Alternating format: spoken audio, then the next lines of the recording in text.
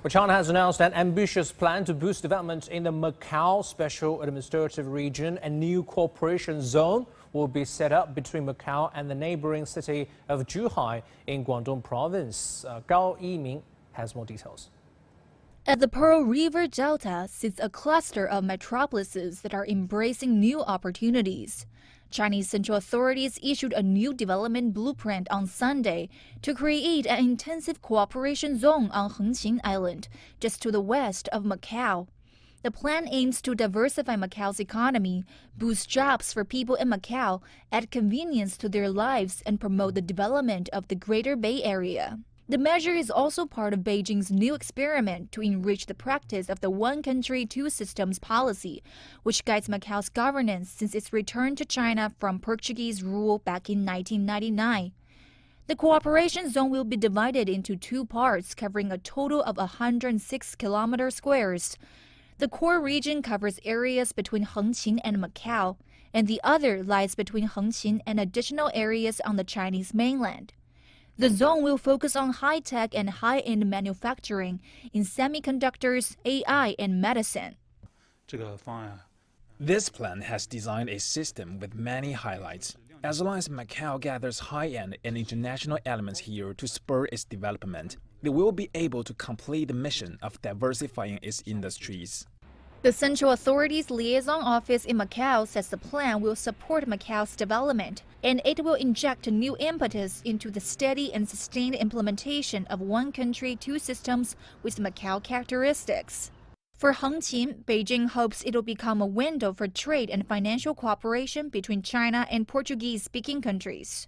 The platform will offer preferential taxation for high-end companies and talents from both home and abroad. Under the new rules, eligible candidates are entitled to a reduced corporate tax rate of 15% and a personal income tax of no more than 15%.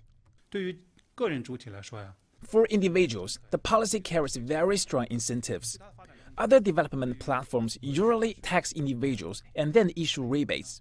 For Henggin, income taxes are directly collected at 15%. I believe that will attract high-end international talents to work here. The plan also aims to improve and streamline the market access review and approval, and to innovate cross-border finance regulations. The Macao government says the measure is expected to enhance residents' welfare and livelihood, and ensure the region's long-term prosperity and stability as the city further integrates into overall national development. Gao Yiming, CGTN. Now let's talk to Dr. Simon Hoi Lee in Hong Kong. He is the Chief Strategy Officer of China Resources Group's Greater Bay Area Office. Thank you for joining us, Dr. Lee. Macao has a small land area. How can cooperation with Henggin district of Zhuhai give Macao more space for development? It is considerable that in the future, in the new in-depth cooperation zone, because there are first line and second line, Macao residents have greater freedom and they can come here for employment. And of course, you can also live in here. There can be more medicines, the people's livelihood, and the social cooperation between the two sides will be more integrated as well. Of course, it will also provide more convenience and development spaces for Macao. Because Macao has the advantage of the two systems, Zhuhai can also use Henggin as a platform to develop its own opening up. Macao's first line is open to the world, so Henggin can now go through the window of Macao. If the opening up is doing well, then Henggin can develop more export-oriented industries like Hong Kong in the past, which can play a greater role in the country's opening up in the future as well. At the same time, this Henggin can also participate in and play a certain role in the relationship between China and the Portuguese-speaking countries in the Belt and Road initiatives. Right. Macao is famous for gaming and tourism, but it's also been trying to diversify into other sectors such as the expo business. What is the potential in this new cooperation zone? This is going to be seen in the perspective of the Greater Bay Area. According to the overall construction plan of the Greater Bay Area, the Line Plus 2 city has a high-tech innovation corridor, which extends from Hong Kong to Shenzhen to Guangzhou, then from Guangzhou to Macau. Such a corridor combines 4 core cities. The cities are getting together, so along the high-tech corridors of the 4 core cities, there are some areas where the two sides have in-depth cooperation. Then, the Henggin Guangdong-Macao Intensive Cooperation Zone is the first to announce the plan. So if the cooperation zone, the development is relatively good, and it will provide a model for other places such as Lansha, Zhuhai, and other places.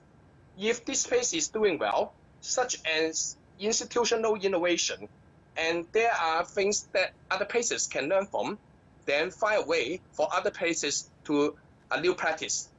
The main task of this new cooperation zone yesterday is to assist the diversification of industries in Macau.